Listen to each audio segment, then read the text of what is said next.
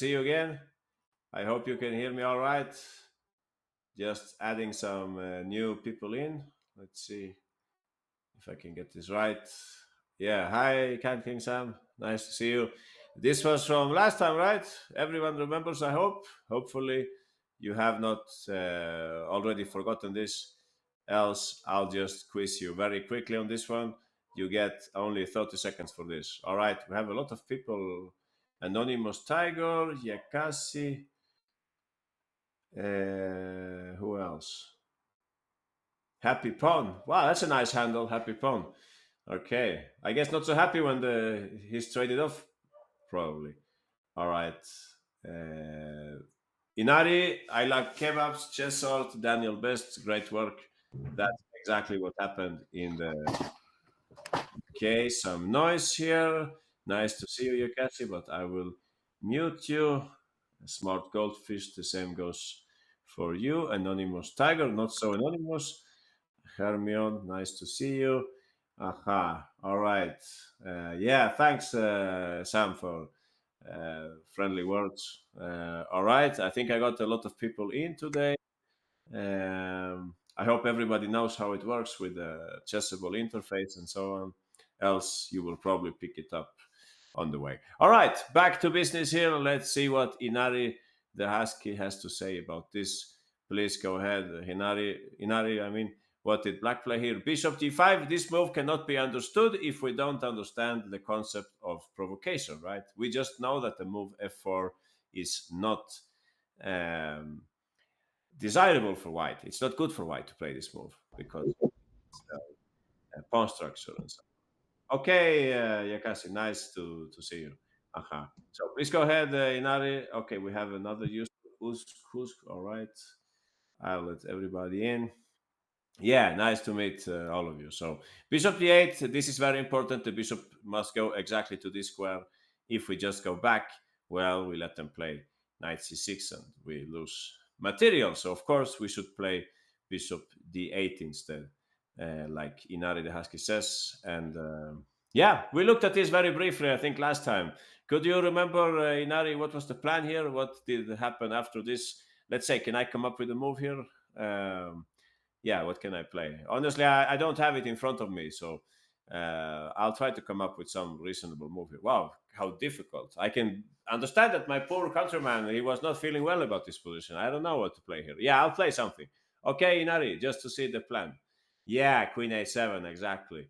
Trying to bring the bishop to b6. And let's say I unpin. We had an infiltration move also, right, Inari? Do you remember? There was a way to infiltrate also that you could use at some point, whenever you like, or you can use it later. Actually, your intended move, I think. Yeah, exactly. That's the one we're talking about. But some people will probably argue that this is stronger because you have that coming up and so on. So yeah. Anyway, we can easily see these are the fruits of our provocation idea. By means of this move, bishop g5, we were able to provoke a move that they didn't want to play because in that case they end up weakening all this complex of dark squares. But we actually talked about also what white should have done, right? This was difficult. I think it was a computer who said this. So I'll quiz you on that one too. Yeah, poor those of you who were not attending last time. Bad luck. You will have to try to find it anyway. Let's see who remembers which is the right way to go here with white. Well, you know it's not f4, right? So please don't send me the move f4. We already know that's not correct. Aha, Kebabs saw this correct. Skilled Saber. This is also something we can definitely learn from. We can probably have a class about this topic in the near future. A very interesting topic. Whole books have been written about this topic. I won't say which topic it is because then you will know the right move. Yeah, don't play knight c6, guys. That's a bad idea because I can take that knight in one way of the three ways. So we have some winners here: Kebab, Skilled Saber, Chessart, Inari, and Heuristic Mind. All right, Kebabs, please go ahead. What should white play here if they have this situation? Queen c3. We simply give up the exchange. Yeah, this is difficult for most of us, including Grandmaster Grandelius in this game. This was not an easy decision to make, right? But it's actually good for us. We keep some kind of dark square control. It's not so easy for black to break through. All right, I'll play some move here. kebabs. I'll play bishop d7 to, I don't know, prepare rook c8 maybe. So what would you play? Probably. Um, I think we talked about this very briefly last time. Exactly, you can retreat the queen to d2. That's perfectly fine. You could also put it here if you want to be tricky and perhaps threaten knight c6. At least we give them something to think about, no? And if I, let's say I don't want to allow this trick knight c6, let's say I play something like king a8 instead. Here I think actually white will take the initiative. What would you play here, kebabs? Yeah, this move is like exactly pattern recognition. This is what I call entry square, no? Entry square, when we exploit a protected square along along an open file. So this is a very nice move. Rook c5, you can see that now suddenly there are ideas like rook a5, or maybe simply keep the blockade. No, we can put the queen here maybe. And I would say it's not really felt that we are the exchange down. I mean, we know we're exchange down, but black is not so active. So this was probably the best choice for white. I guess black can play something better, but in any case, bishop g5, the best move here probably for white is to go queen c3, just give up the exchange. But that's difficult for most of us. Tigran Petrosyan was the big expert in this field, right? Some of you said knight c6, but unfortunately, I have one good way of taking back on c6, right? New user in the Indira, all right. Yeah, exactly, Chessart. We would play queen takes c6 and we win the game because we're hitting their queen also. So this cannot be played. So, all right, that was from last time. Main picture here, understand that a move like bishop g5 can actually be beneficial because they are not favored by this move, f4. Yeah, today it's the last session now about provocation. Today we will finish off this topic. And I wanted to show you a game which was actually played today. This game was played today, and this was played by one of the students here at USCS. So anyone, can you guess which of the USCS students played a very interesting game today and managed to win the game, and also gave me some nice material for this class? I don't think it's Titan Chess. Shahadi. No, it's not Greg Shahadi either. I don't think he played. Kebabs, are you playing a tournament right now? Oh, you're playing maybe the. Okay, I see. Because there are some tournaments in the US right now. This tournament, I think it's played in New York. The one that I'll show you the example. We'll see if you can figure out who. Yeah, you're right, Kebabs. It was Andy Woodward. So this is the example.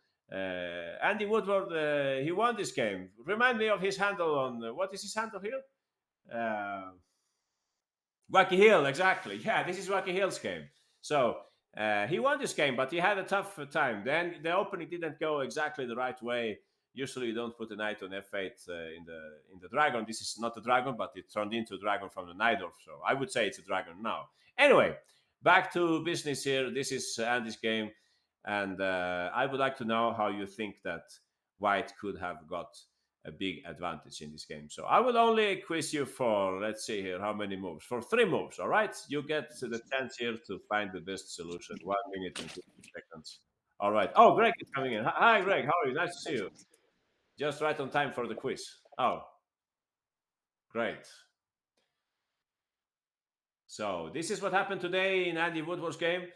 Let's see if you can find it. You can get half a point, maybe, Smart Goldfish and Patriots, if you can come up with a good follow-up after this. But there is a better way to go, believe me. Okay, Titan Chess, that's also very, very interesting. Yeah, you can also consider yourself half a point if you play that. Definitely. Titan Chess, Kebabs is very, very close. Yeah, your third move, Kebabs, I think if you play that, I will take on f4. Yeah, that explains the best move which they actually found in the game. I'm not familiar with the white player here, but he played very well this part of the game, that's for sure. All right, so let's see who can step in the footsteps of Wacky Hill, which is Andy Woodward. All right, so time is almost running out. Nobody got to move 3, but we have a few people who got to move 2 and so on. All right, so I'll pick. I'll wait with white, of course, Sathak. You can see the perspective of the board. Even if it's your friend playing with the black pieces, here I'm asking you to play with white. All right. So I'll ask Titan Chess about this. All right, Titan, please go ahead. Let's listen to Titan. How would you continue here? Aha, something like that, Titan. Yeah, you're very close. So bishop d4. This is a star move. In this kind of position, it's well known that this bishop is probably black's best minor piece. This might be the worst, perhaps, but it was actually very good in this game. But anyway, so bishop d4. Usually, you try to trade them off on that side, which was evidently not possible in this game. Also, I saw that Andy played rook e8 very early on, so it probably meant that he was ready to meet bishop h6 with bishop h8. But now we play bishop d4 because we are really dying to trade off that bishop and start an attack ourselves, right? We will have to go f5 later on and soften up the dark squares. However, black didn't let that happen. They played, of course, e5. And okay, we have a new user here, Chess Vedant09, add to room, all right. Yeah, so you have understood this, Titan, great. If you take on e5, I don't think it's a mistake, but there is one difference here with the game. You don't have f5 anymore. So I think black is still in trouble in this game, but at least my knight might enter the game and so on, enter the battle. So I think it's smarter to play what Titan is saying here. So yeah, please go ahead, Titan. Bishop b6. You can see here that we played first bishop d4 to provoke e5, and then we play bishop e6. Now we use this move. We will look also at what happens if we do it the other way around, right? So now black is having a problem here, where to go with the queen. Yeah, actually, that's not the problem. The problem is something else. They played in the game queen c8, and here comes the key move, which white found in the game. But later on, they mistreated this position. But exactly, this is the whole point. We would like to push f5 because this will allow us to somehow block black's pieces, right? Now the bishop is not really useful. There is a complete threat of f6. So who is missing? Now Andy is black in this game. You can see the title there. Don't you see the names on the upper side of the board? I thought you could see that. DK Chess. I don't think I have added anyone with that name. I added a lot of people, Greg, but DK Chess, it's not familiar. Yeah, I'm happy to. Okay, was added. All right, DK Chess is here. Okay, so then you were added. Yeah, happy end then to the story. So let's go back to Andy's game. So f5, and at this point you can see that rook takes e4. It's not possible, right? Who is playing? Titan Chess. Yeah, Titan, you just blow him off the board here, right? So you win the game instantly. Exactly, f6, and I have to move back the bishop. And strategically, black is lost, but also tactical. You can see a lot of material will fall here. But also, even if this wasn't the case, this would just be, even if I blunder and I play something else, like, let's say, rook e1, black will still have problems here because the bishop is out of place forever, so to speak. So yeah, black really has to take the pawn on f5. They really have to take it, and that's what happened in the game. So black took on f5, white took back, queen takes f5, and here something very interesting happened, because white in the game played a move that I think most of us would play, but there was a better choice. So this is actually about, it's a little about another topic that I would love to come back to, a little about what we saw in the previous case, right? Let's see if we can bring it up very quickly. Let's see if I click here and I go back to the previous one. Can I do this without making a mistake? Please be a little patient with me. We looked at this just recently. We said that if bishop g5, this bishop is very strong. I think that's what I asked you last time. Which value would you assign to these two bishops? And some very clever people said that the bishop was probably almost 5. That bishop, and this bishop was not so strong. So that's why white was motivated to try this move, queen c3, giving up the exchange like that, because they knew that this bishop was a killer bishop, right? In the game they played f4, and then black got a very nice attack on the dark squares in this game. So we're talking a little about the relative value of the pieces, right? This bishop is very strong, so it might possibly be an idea to just give up the exchange, Petrosian style, right? So that's what we're coming back to now in this one in Andy's game. So back to Andy. this is the position. So exactly, Titan Chess. Yeah, bravo. We have somebody who understands this perfectly. And he's Titan Chess, who says that two things here. Knight e3 is a mistake. And secondly, he's saying the knight on d5 is dominating the whole board. So that's completely right, Titan Chess. I hope that in your games also you can have the same clarity when you assess the position. You can say that, okay, I should not play knight e3 because this knight is very strong. If you don't believe me, if you think that this is just some kind of strange theory, you could see the game. In the game, there was knight e3, black played queen g6, white took on c4, white won their beloved exchange, but after bishop c7, anyone, what do you think black played here? What do you think Andy played? Of course, d5. Yeah, that's evident to all of us. Even non-dragon players like myself, we understand that this must be a good move. That's how the game went, and white was massacred in this game. Black had a fantastic attack, knight e6, rook c8, his pawns are coming forward, the dragon bishop is better than ever, and so on. It's a very nice game. It was played, earlier today. You can probably check it out on... I found it on chess.com, by the way, but you can probably find it in other places also, this game. I was checking some games live today. So that's what happened in the game. But white was much better here if they just had the discipline not to take the exchange, if you see what I mean. Don't take the exchange. All right, so if we don't take the exchange, what should we play? Somebody said white's b3 knight is horrible. So anyone, how could you... We can agree with Titan Chess that this knight rocks. No, we should not move it for now. So how can you spice up white's game here? Knight a5 says Skilled Saber. All right, Skilled, your call. You can take the white pieces from here. All right, I'm trying to bring up Skilled Saber. Please go ahead. You have found the move. There was a white piece which was not doing anything. This knight, right? Knight a5, not many free squares on this file. I'll have to, that's also not a good square. I'll have to move the rook somewhere. Let's say I go to g4 or something. You can guess what happens next. That's right, Skilled Saber. Very difficult for black now. Something about the revenge of the knights or whatever you would call it. But look at this position. Black has no real activity. This pawn is hanging. I can certainly not protect it with a queen, right, Skilled Saber? Of course, cheap tactics. I cannot take back because there is knight f6. Yeah, these white knights are rampaging across the queen side. Exactly. Difficult to see any good solution for black here. So this is what the computer said, and I'm ready to believe it 100%. This looks very nice for white.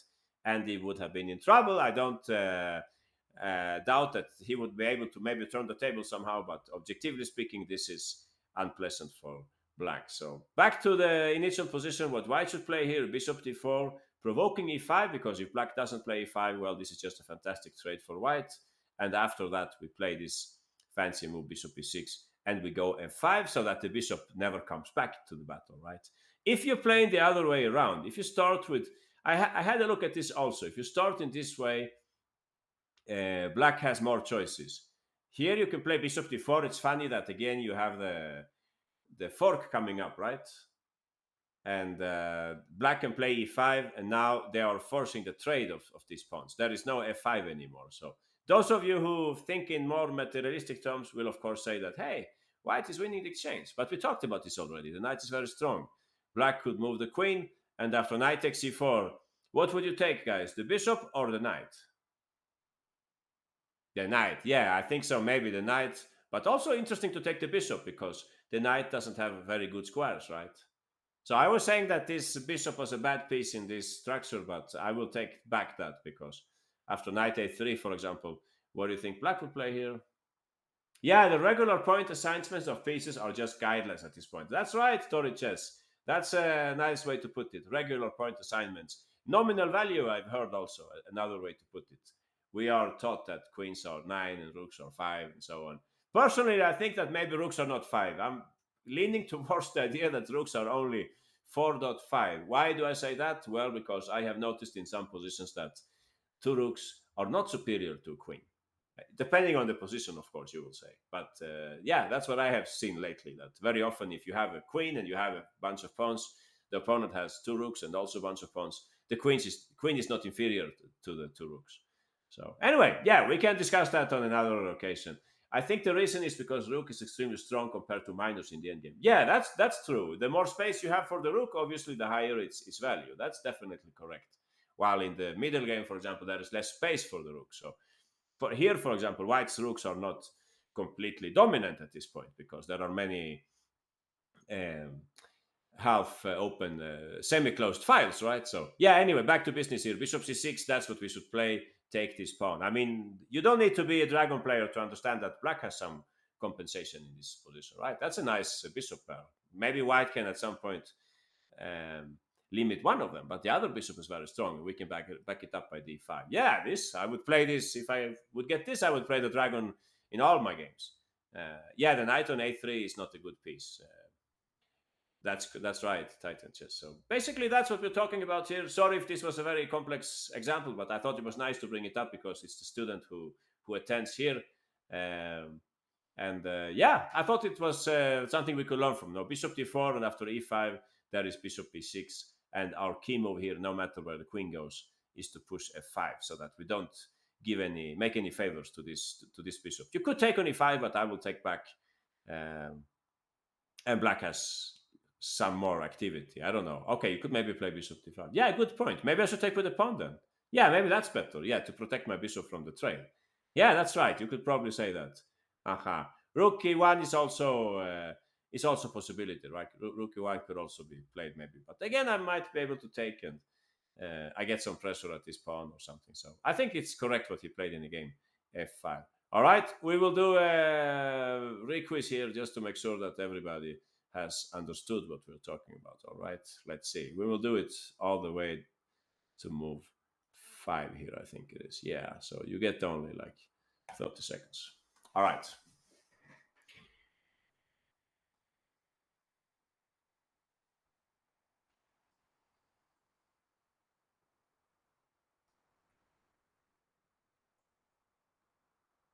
Okay, a lot of winners here. Heuristic Mind, Tori Chess, Daniel Best, Awesome Sarthak, Titan, DK, Wyatt, Chess Art Skill Saber, Smart Goldfish, Uskusk, Anonymous Tiger, Happy Pawn, Chess Vedant. Yeah, that's right. So we have learned. Let's ask Heuristic Mind. Very last recap, Heuristic Mind. Please go ahead. Um, how did white? How should white continue? I gave you the pawn, right? Heuristic, so you can just play out the moves if you like. Bishop d4, asking the question to the bishop. E5, only way to save the bishop.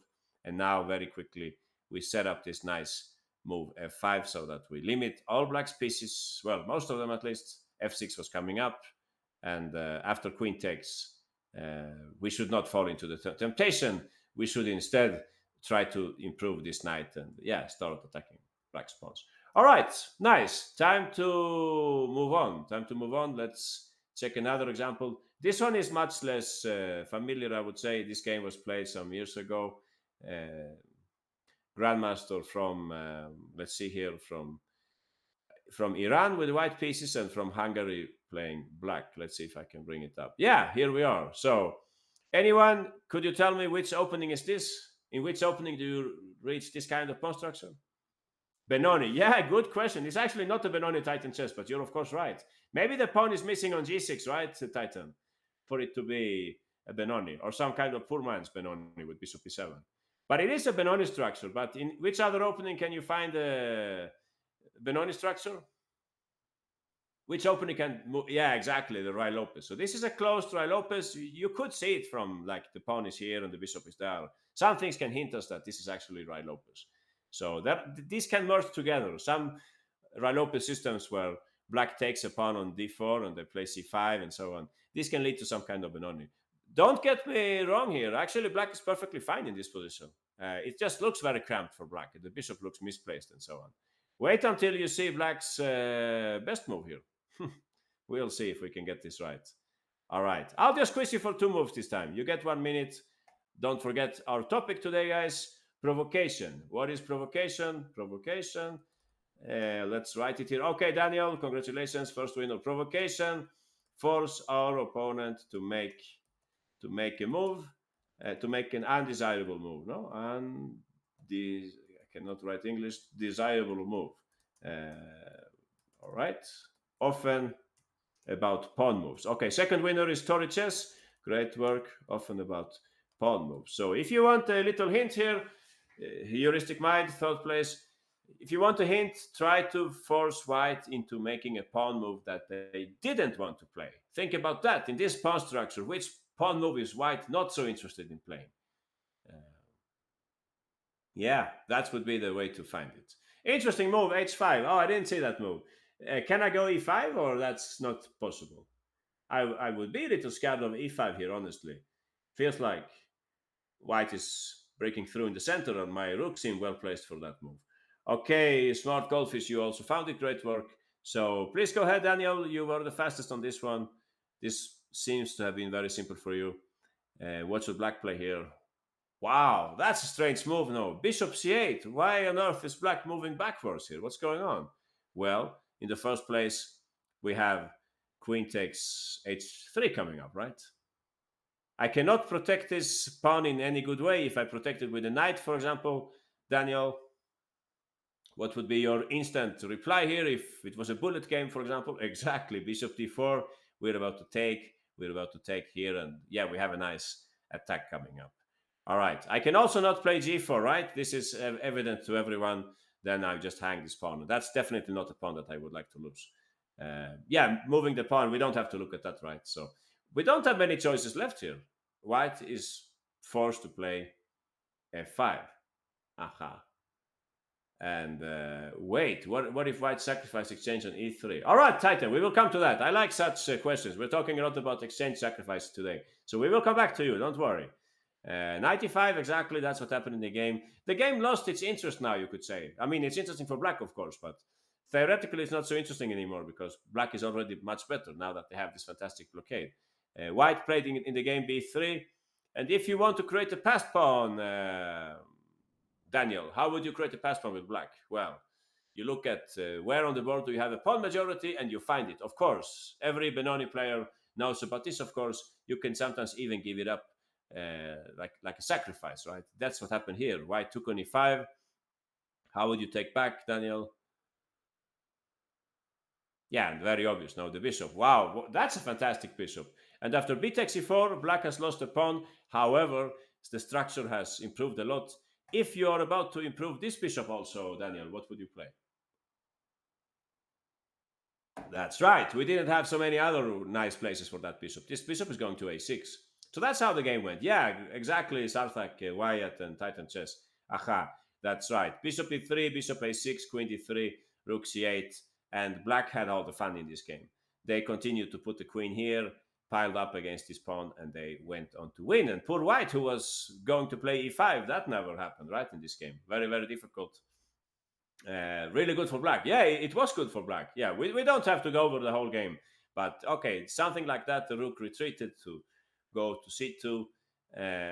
Here, black played the move bishop c3. Bishop c3. I will be completely honest with you guys. When I saw this game, I thought that was a mistake. I said, hey, why on earth is black allowing the exchange sacrifice? However, it turns out that in this case, if they take it, black had a very good reason to do this. White is simply not in time to build up an attack. Yeah, what would black play, of course? Yeah, that's right, Sartak. We would just take the pawn. So theoretically, white did the right thing by sacking the exchange, but practically it doesn't work because there is no time.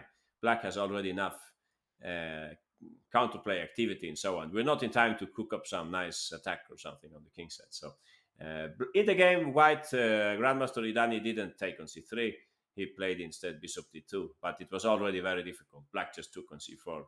And yeah, the Hungarian player, I'm not very good with pronunciation, but Berches maybe, went on to win this game without much difficulty. You can see that the pawn structure is already not favorable for white anymore after this very nice move, bishop c8. So, all right, we have a few questions here that we will have to look into. First question was from Titan Chess, right? Titan Chess said, what happens if we just give away the exchange? Yeah, good question. Good question.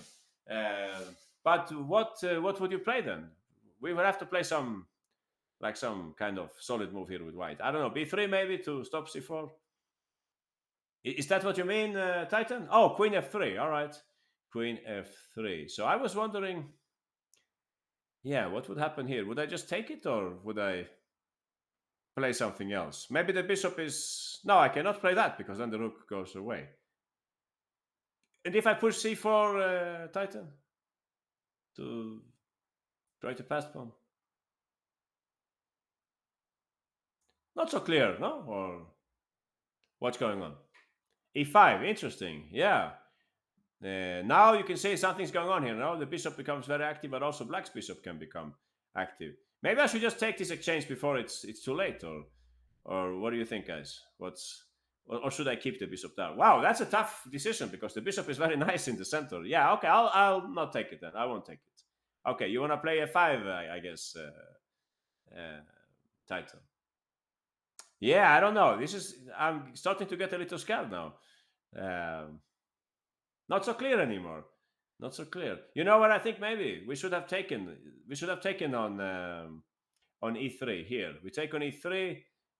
How do you take back here, Titan? With the bishop. Yeah. So I take on e5, and if you go f5, what can we do when they play this sacrifice? Anyone?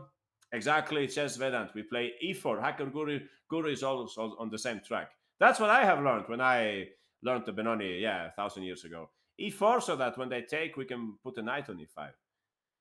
This might be okay for black, right? Not so scary anymore, I would say. Knight's very strong. If you play queen h5, some trick with f6 maybe, but I can probably go f6 here. I think the Benoni people would be satisfied with this position. Or correct me if I'm missing some. Black's losing. Oh, really? Why is black losing? I don't follow. Black's losing. Wow, waiting for Titan's variation here. Oh, white's losing. Oh, I see. Yeah, I got very scared there, but I can see that bishop e7 is coming and black should be all right here. It's nice for them to have the open e file. So interesting variation. Yeah, interesting variation. I thought certainly understand your way of thinking, Titan. We just saw this um, positional sacrifices, right? Just let them take. But it seems black shouldn't hurry to take, no? It's my impression that maybe we should rather do something on the queen side and so on. Interesting. In any case, I don't think we can really doubt that this is not the best move. We simply don't have so many other choices. So people were saying h5 here. So I wanted to know, what did you plan against e5? Those of you who said h5, one of you will have to be a volunteer here and take black's side here in this game. Maybe we don't rush e5. Yeah, maybe. Maybe you should not rush. You're right, Titan. Yeah, d takes and bishop d8. Wow, can you really get away with that? My gut feeling is that e6 should be very strong, especially when you have played h5. This looks terrible for black. Sorry to say that, but look at white's pieces. Fantastic mobilization, no? Fantastic concentration of forces. Or is there some queen takes d5 or something here? Oh, I see. Queen takes d5. Wow, I didn't see that one. All right, I'll go for my tactics here. Pawn takes. I'm hoping to cash in on e8. Can you really avoid that? I don't think so, no. Too many pieces hanging. Is not black winning a piece here? No, black is not winning a piece. We're equal.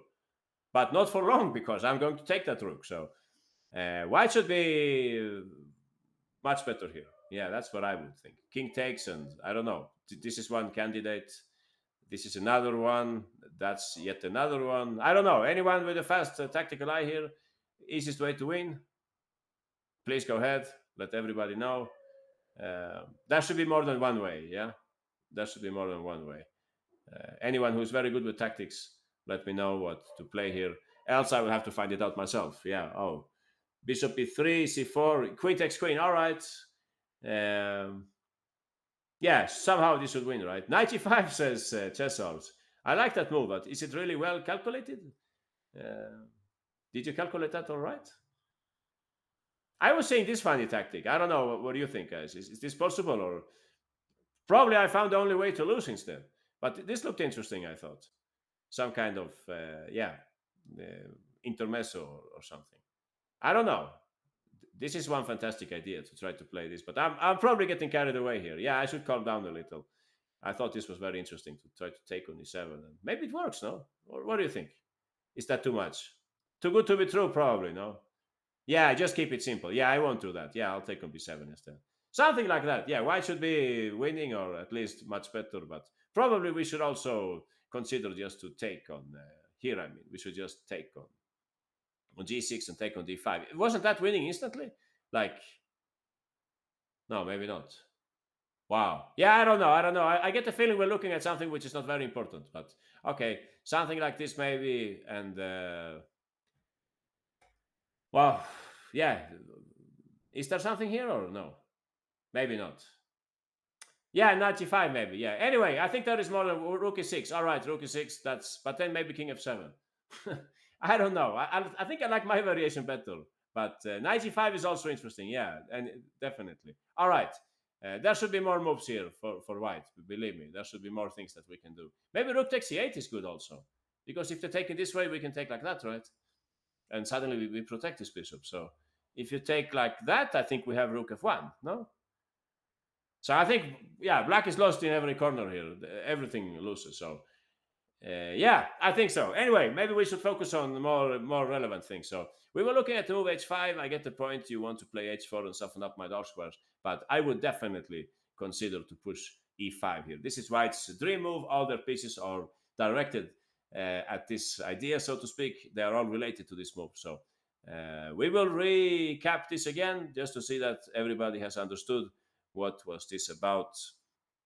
Let's see. Don't forget to sack the pawn, all right? Don't forget to sacrifice that pawn. I'll give you just 40 seconds, all right? Let's recap. Don't forget to sack the pawn in the end to create counterplay on the queen side, please. Daniel, you're the first. Congratulations. Titan second. Awesome Sarthak third. Chess Art fourth. Anonymous Tiger fifth. Uskusk sixth. Wyatt Wong seventh. Some people wanted to trade on f3. All right, it's okay. It's okay. It's acceptable to take on f3 also. But it was also possible to wait for white to take on e5, right? But yeah, never mind. Okay, a lot of other winners here. Happy Pound, Skill Saber, I Like Kebabs, Chess Vedant, DK, Chess. Aha, nice. So yeah, Sarthak, please go ahead. How did you continue here with the black pieces very quickly? A move which can be not understood if we don't know the topic of provocation. People would look at you with a surprised look if you play like that if they don't understand this topic. But you understand it, of course. That's the important thing. We want to provoke the move f5. Please go ahead, Sarthak. This is what we wanted, of course. Now we have at least 1, 2, 3 white pieces looking silly. They have nothing to do anymore in this position, unfortunately. In the game, they played here the move b3. And some people wanted to take on f3, but I think it makes sense to wait for white to take there, actually. Don't forget that if you, sorry, Sarthak, if you take like this, you should keep an eye on this move also, right? It might happen in some situation, but okay, we could probably just play bishop e5 anyway. But yeah, as you like, as you like. It's a free country and so on. c4 was played in the game. White took on e5, they took on c4. And what happened after that? Sarthak, exactly, a5 and bishop a6. And from here on, it's just, yeah, black's position plays itself.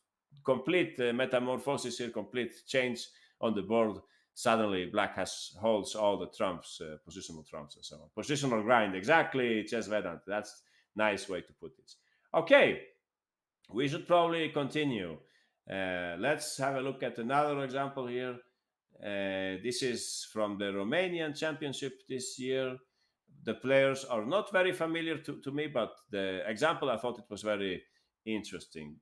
Just some technical, slight technical problem here. Give me just one moment and I'll fix it. Let's see here. All right, here we go. Yeah, that's it. Here we are from the Romanian Championship. I'm not familiar with these players, but the game was very interesting as such. Okay, you're a pawn down here. I would like to know which you think is the best course of action. All right, I'll ask you for just 3 moves. You get 1 minute 15, 1 minute 10. Okay, good luck, guys. Don't forget today's topic. Today's topic. Provocation. Make them play moves. Make them play moves that they don't want to play. All right. Or make them play something that they don't want to play. Maybe that's better English. Yeah, I don't know. All right. So, interesting move. I won't take that pawn. I'll retreat the bishop, I think. Okay. If that's what you want. Taking that pawn seems very dangerous. I'm talking here to DK Chess, little chess player Daniel Best, Cherry Chopper, Kind King Sam. I won't take the pawn because then my queen and bishop are exposed. Interesting move by Kebabs, Tiger, Sarthak, Tori Chess. You can get back the pawn, right, if you play like that. Yeah, I'll play bishop d6, I think. You can have the b7 pawn. It's on the house. Okay. We have a few winners here. I'm happy to see that. Wyatt Wong. Who else? Let's see. Skilled Saber. Hermione, Smart Goldfish. I mean, you basically got it right. You got the right idea. Aha. Yeah, nobody played like in the game, but yeah, doesn't matter. So let's ask. Let's see somebody who hasn't talked today. Hermione. All right, Hermione. I think Hermione is a new member here. Please go ahead, Hermione. What would you play, Hermione? That's right. Bishop h4. Again, the same story. Such moves cannot be understood if we don't understand the idea of provocation. Bishop h4, we're trying to trade off on f6 in order to damage their pawn structure and then start attacking them and so on. Black played in the game g5, right? And what happened next, Hermione? What did you play here? Bishop g3, that's right. Now we have provoked a weakness. We are ready to attack in different ways. There are a bunch of different attacking ideas. One of them is to put the bishop here. Another one is to push f4. Another one is to bring in the knight, perhaps. And there is also a third idea that you didn't use. Hermione said here bishop f2, which is perfectly fine. You can play that also. But I think there is a more forceful move here, Hermione. So think about the fact that the knight just left the defense of the h7 square. Yeah, I can't pronounce it correctly, probably. Hermine or Hermione, I don't know. It's Harmony. Don't come here with such difficult names. I cannot pronounce them. So Hermione, yeah. Anyway, this is not language class, so let's continue. Exactly, heuristic mind. Okay, thanks, Hermione. I will switch to heuristic mind now. That's easier to pronounce also. Please go ahead, heuristic. That's right, bishop e1. That's what happened in the game. You know what? I think still objectively, it's not winning for white, but it's very hard to play black now. Everybody understands queen d3 is coming. We have a very strong attack. Here, black made a very, very bad choice. Very bad choice. They played knight takes g3. Don't play such move, please, guys. This is not a good idea. Helping your opponent's pieces is rarely correct. You can guess what happened now, heuristic. Of course, we take with the knight. White went on to attack. Yeah, this was just complete disaster for black. The best move here was this move. But if you can find this in the game, congratulations. If you can see this move, that's great news because that's not easy to see. Rook f8 with the point that if queen d3, you can go f5 and you still keep the house more or less, under control, right? Something like that. Or if they play, no, this is still bad for. No, you're right. This is still bad for white, for black, of course. Yeah, you can take first and then you can play f5. Yeah, this is the point. This is how you should play it. Now you can help the knight because you have both rooks in the defense or something like that. But this is very difficult to see in for humans, I would think. So basically, I would think that the mistake was already made here somewhere in this game because this is already very unpleasant. Just for your information, asking the computer, it will tell you that rook c8 is equal. That's what it will say. But I believe there is a big difference between human play and computer play. But basically what the computer is saying is that you can later on interfere with bishop d2 and rook c1 or things like that. But anyway, I think in the practical game, white's chances are much higher and you will really have to have strong nerves to play a move like that. So bishop h4, definitely human-wise the best move. All right, some other propositions here. a3 was proposed. I won't take that pawn. I'm getting killed. I think queen a1 maybe or something, queen b1. I'll just bring home the bishop. So I wouldn't play that. No, I don't read Harry Potter. Sorry, that's not my strongest side. Yeah, I don't know anything about Harry Potter. Sorry.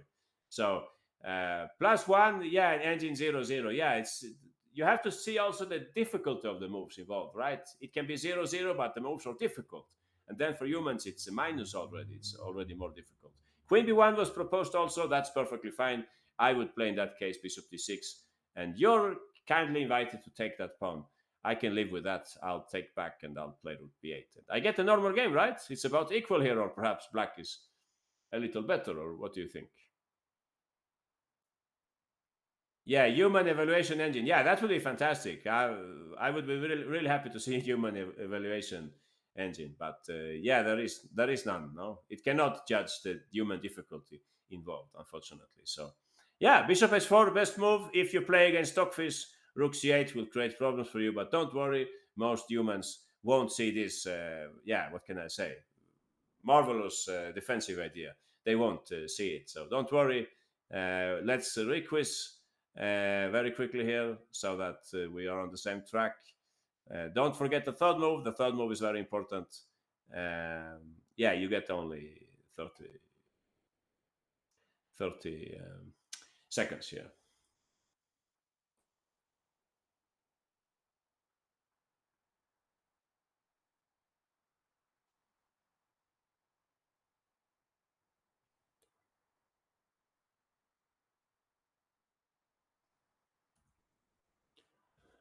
Okay, a lot of winners. Congratulations, Hacker Guru, Sarthak, Inari, Titan Chess, Guild, Smart Goldfish, Daniel, Wyatt, Anonymous Tiger, Happy Pontor, Chess Vedant. Okay, Hacker Guru, please go ahead very quickly.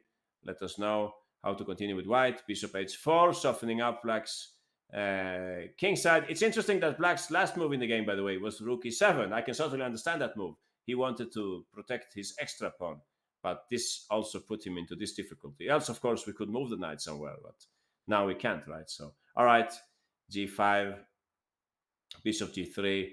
Black played here knight h5. They're already nervous because they know that something's going on this side. They played knight h5, and white simply played here bishop b1. It's funny that even this rook can sometimes be used in the attack later on. But okay, white has a lot of different attacking options. We still don't know exactly what will happen here.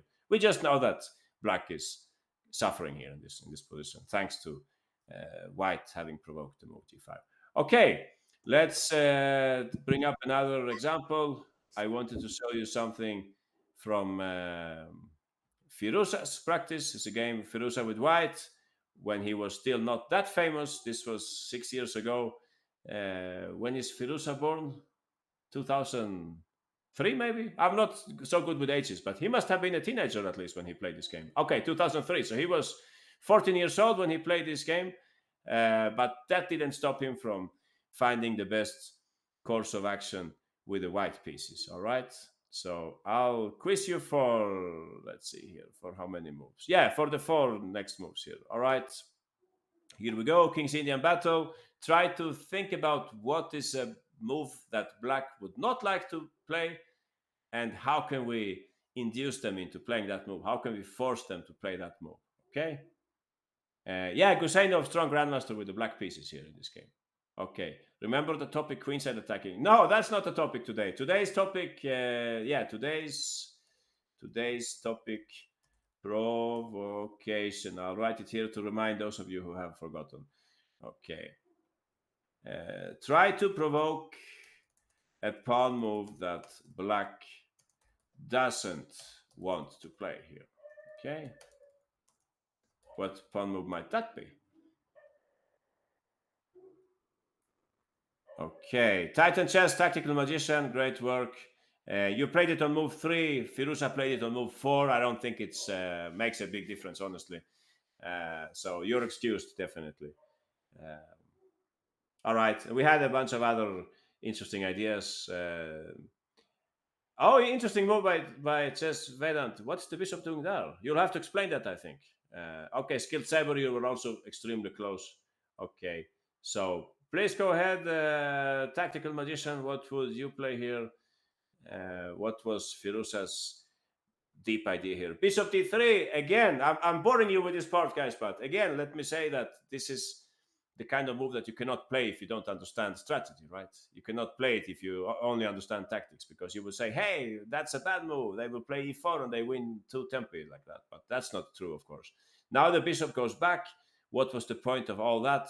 Well, when black plays something like rook a8, white is ready to take control of the long diagonal, right? Which we couldn't do in the first place. Yeah, exactly. He didn't play that tactical, but it doesn't matter. It's the right spirit. He played it on the next move. He played b3 first. Some subtle difference here, and then he played bishop d4. Yeah, honestly, I don't know the difference, but maybe he wanted to put the bishop there and castle long. Maybe that might be the reason, no, or maybe not. Yeah, I'm not sure. I'm not sure, but it must have some kind of strengthening effect on the position. But else, bishop d4 looks very, very nice, no? So I hope everybody understands what we're talking about here. When the bishop comes to d4, it's limiting black's pieces quite a lot. It's not like black can just trade off those bishops, and even if he could, his king would be very weak. Yeah, but he can't really trade them off, right? So I would say this is very difficult for black already. We can go back again and look from the very beginning. So you said all kind of moves here. Some people wanted to play h4, for example, to push the pawn further. I would guess black would play like rook e8, and if h5, maybe I can go h6. And not sure if I'm getting killed here with black. Am I getting killed? 96. Oh, you want to take on? Oh, I see. Interesting. Yeah, maybe that's a concern for black. So what can I play against h4 then? Yeah, why didn't Firuza play like that? Queen c2. Oh, queen c2, I can trade queens. Interesting. Here you mean, queen c2. Maybe that's also the reason why he played bishop d3. I never thought about that, honestly, but that makes perfect sense. Although it's true that I can invade on e6, right? Strategically, this would be good for white also. Fantastic knight on e6. Yeah, queen c2, I'm not sure. Also in the King's Indian, usually black doesn't trade queens, no? So what might be the reason why they didn't play like that? If I play h6 now, is there any difference? I would like to play knight e4. Yeah, I think that's what you should do here. No, the King's Indian, it's not for, what can I say? It's not for cautious people. You have to play it in an aggressive way, this opening. Else, I think it's not working. I see what you mean, Titan. Yeah, don't play f5 if they have played g4, but never say never, no? What if you have this position? Looks nice for black, I think. I'm going to give check on this side. If he goes that way, I have this little check in store. I think white is in trouble here, yeah.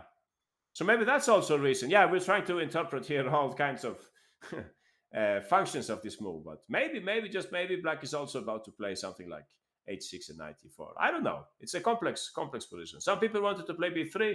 This cannot be a mistake, of course. I guess the queen would have to go home. And not sure how this changes the position, but yeah, maybe it's nicer to play it right now when the bishop is hanging or something like that. Bishop e2 95. Bishop e2 95. When can knight e5 be played? Maybe h4 after b3. b3, queen d7, h4. All right, so now I don't have the check anymore. That's what you say, Uskuk. Yeah, I understand. Uh-huh. Yeah, what would I play here? I'm not a native King's Indian player. Okay, I'll try. Knight e4. You take and I take back. At least now I'm happy that my queen is on this side. No, it's helping my king a little. I don't know. Is this so bad for black? I don't think so. I can maybe play bishop f6 next turn and play rook g8 or something. Yeah, I would also say it's a genius move, bishop d3. I think very highly of this move, and I think it just shows a lot of positional understanding. Yeah, maybe you're right, Tori Chess. Maybe you can play h6 here also now that the queen is a little more involved in the defense and so on. Yeah, I agree. b3, queen d3, bishop d3. Oh, you're comparing the variations, Hacker Guru. Interesting. Hacker Guru is saying that in this case they could take here, but very, very careful when you take this guy, Hacker, because I get a check there, and I don't know what's going on in that position. If you see what I mean. If I take on d5, let's see here. Somebody with a good tactical vision. Wow, I can't make it work. You probably know what I'm thinking about, but I can't really make it work. I wanted to do something like this, and I thought I had some smart tactic here, but I can't find it. So this is probably not working. No.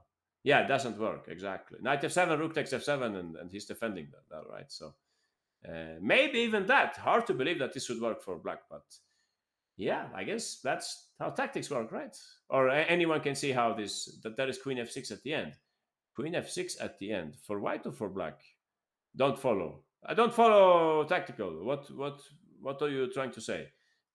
This cannot never work, right? Or oh, you can play knight f7. Oh, interesting. Wow. I should drink more coffee. I didn't say this tactic. Interesting. So queen f6 has tactical. Uh-huh.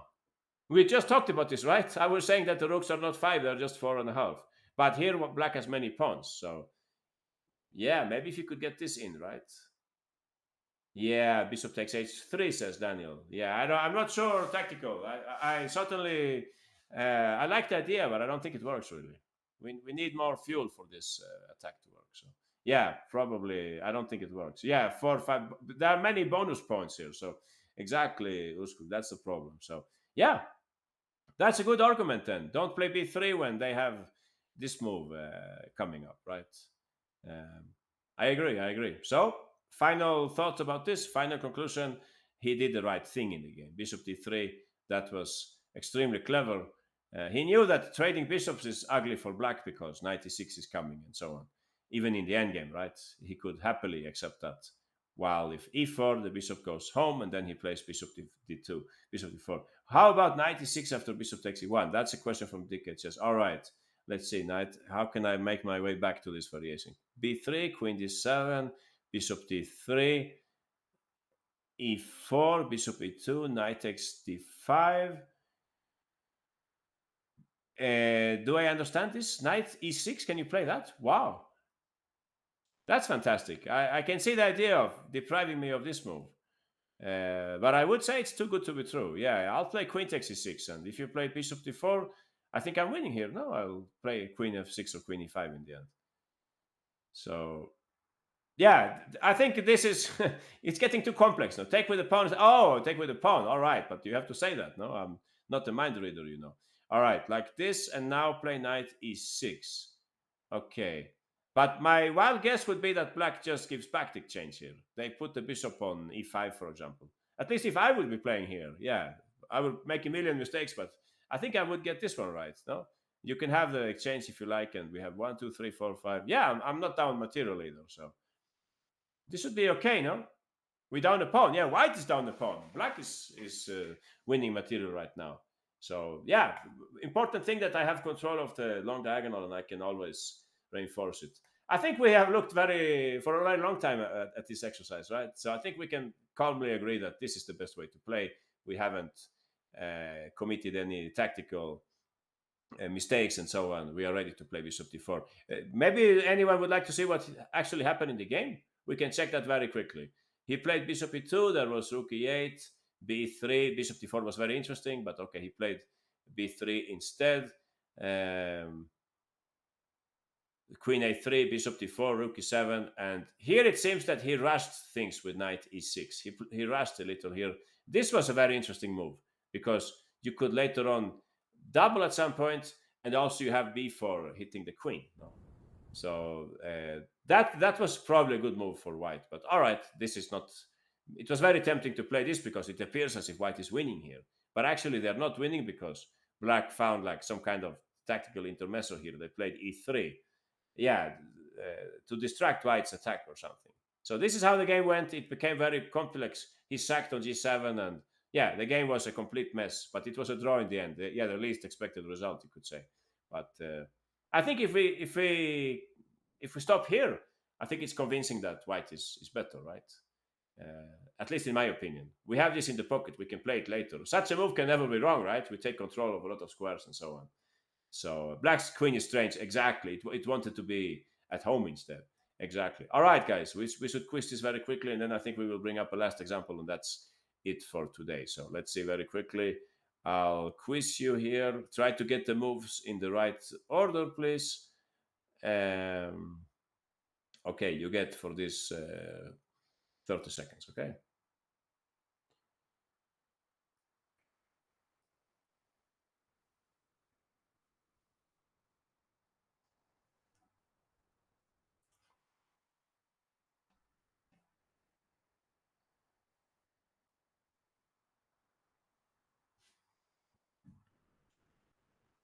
All right, good work by Heuristic Mind, Titan Chess, Hacker Guru, DK Chess, Happy Pawn, Sarthak, Daniel Best. Aha, that's exactly what happened in the game. And many other people played Bishop D4 on move 3. Chess, Vedant, Skill Saver, and Anonymous Tiger. Hear me on. However, Wyatt, Smart Goldfish, Chess Art, and so on. So yeah, nice. You can all of you consider yourself winners, and some people got to move 5 and so on. Yeah, Uskus played as Firuza played in the game and so on. So let's have a Hacker Guru very quickly. Hacker, show us how the moves were here. What should White play? Bishop D3, difficult move to play.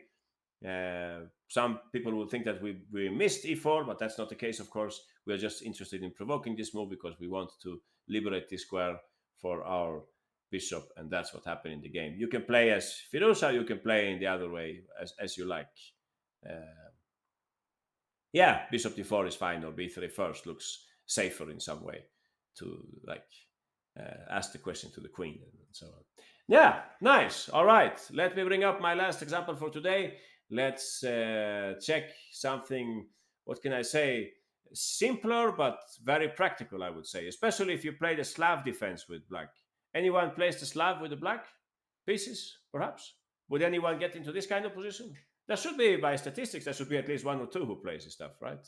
Yeah, slightly strange position in the sense that the bishop is on c7.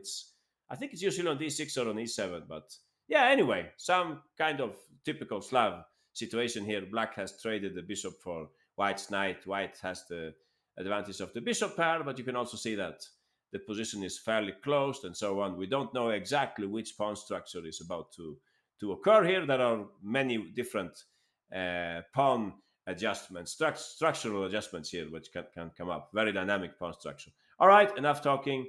It's your turn, guys. You'll have to show me how to continue here with the black pieces. I think I will ask you only for the first 4 moves here. All right, here we go. Let's see if you can walk in the footsteps of Grandmaster Martirosyan. This is from the Armenian Championship a few years ago with white Manuel Petrosyan and playing black Haik Martirosyan. If you play like that, Daniel and Anonymous Tiger, the knight can get trapped. You were basically on the right track, but the knight can get into danger there. I get the point. The kind King Sam, Hacker Guru, Tactical Magician, Chess Vedant, Uskuk. You can play like that, but I can also do my pawn break or pawn chain attack or whatever you call it. But yeah, half a point certainly for that group. B5. Wow, can you play that? Really? Hmm. Interesting. I thought you were just giving away a pawn, but maybe you have seen something that I haven't seen. So yeah, that's highly likely. Uh-huh. Okay, a lot of interesting moves here. Knight h5, knight e8, knight c8. Okay. But nobody walked completely in the footsteps of Martirosyan, but some were very close. All right. Something about provocation. No, don't forget, we're talking provocation. This time, the provocation has to be carried out by a knight, right?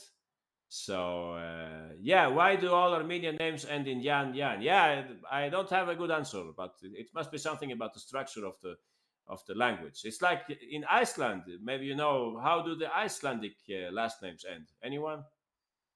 All the Icelandic names, exactly, Titan chess, they all end in son. That's right, because son is just like in English, it's son, right? So there is an explanation. Yeah, you have to ask somebody from Armenia. I'm not aware of this, why they all end with Yan. Anyway, back to the chessboard. We will ask kind King Sam about this. Please go ahead, Sam. What did Black play here in this position? Knight b6, very nice move. What is this about? Well, White is not exactly happy to play c5 in this structure because, after all, they have the bishop pair. They want to open the game, not close it. And if you play c5, actually both your bishops are a little harmed by that, right? They are both limited by the move c5. So knight b6 is like asking the question to White: if they take on d5, how are we going to take back King Sam? You have 1, 2, 3, 4 options. Yeah, I would also take back like that. As far as I know, this is not beneficial for White.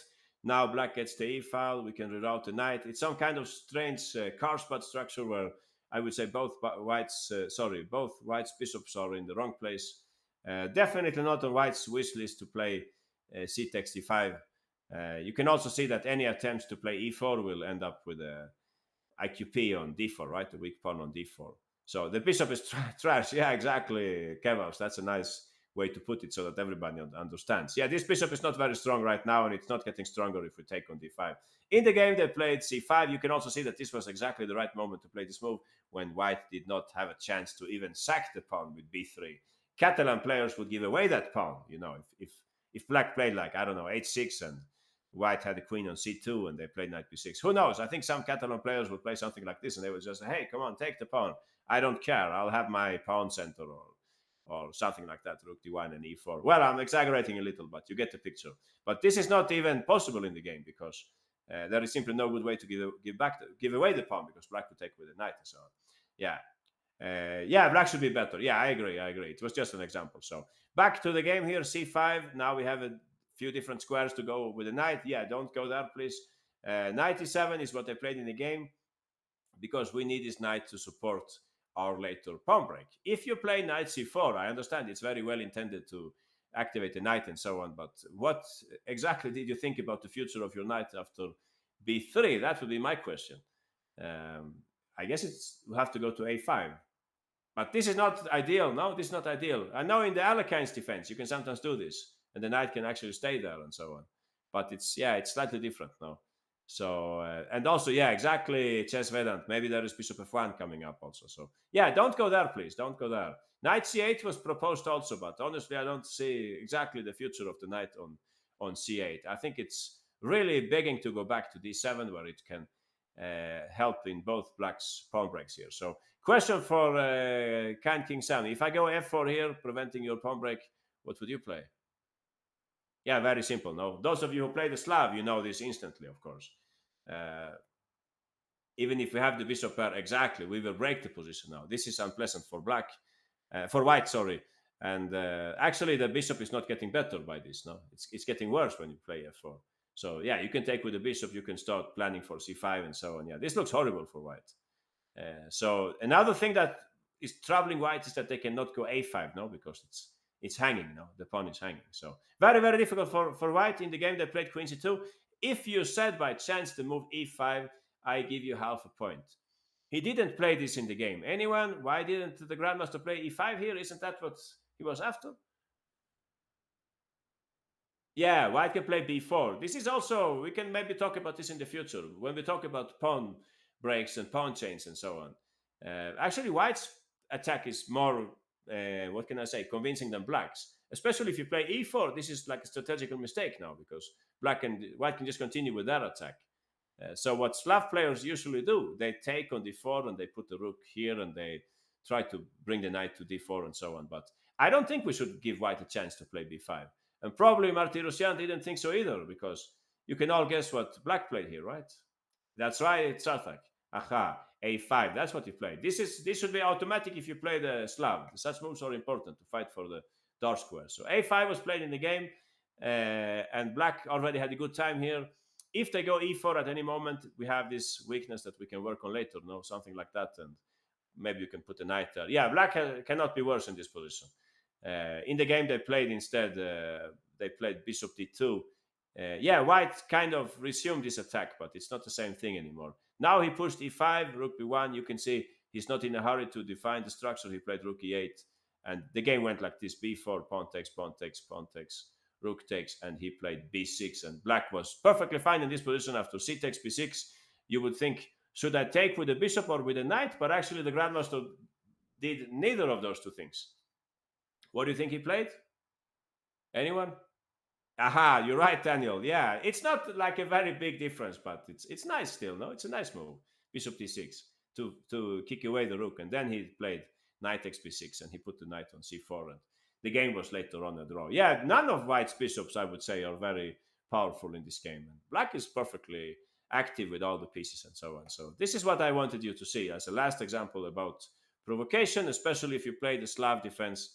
I thought this might be useful for you. All right, I will. Oh, that's not the right move. I will just quiz you up to move 3 here, all right, or 4 maybe. Okay, here we go. Yeah. So that happens sometimes. You play a move which looks silly because you lose 2 tempi and so on. But actually, in the long run, it can be very beneficial for you. Okay, congratulations to Uskusk, you were first here. Hacker Guru, Sarthak, Chess Vedant, Daniel Best, Titan, Chess Smart, Goldfish, Tori, Chess, Happy Pond, Kite King Sam, Wyatt Wong. And some people were also very close, like Anonymous Tiger and Skilled Saber. You just started with B6, which I think it's okay also on move 4. That's perfectly fine. All right, Uskusk, very quickly, you can show the moves. That's the last thing that we will do today. Yeah, White's goal in the Catalan is to activate the bishops, but in this case, they were not able to do so.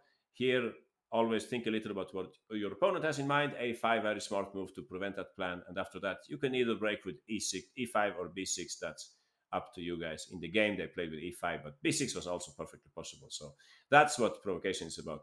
All right, coach, between Norway and Sweden, which country is better at chess? I think right now we have to say Norway, right? Magnus Carlsen is from Norway. In general, I don't know. You should probably check some FIDE rating statistics or something like that. Yeah, anyway, thanks a lot, guys. It has been a pleasure. Thanks to USCS, to Chess Dojo, to Chessable Classroom. Great place. To Greg Shahadi, thanks a lot. See you next week.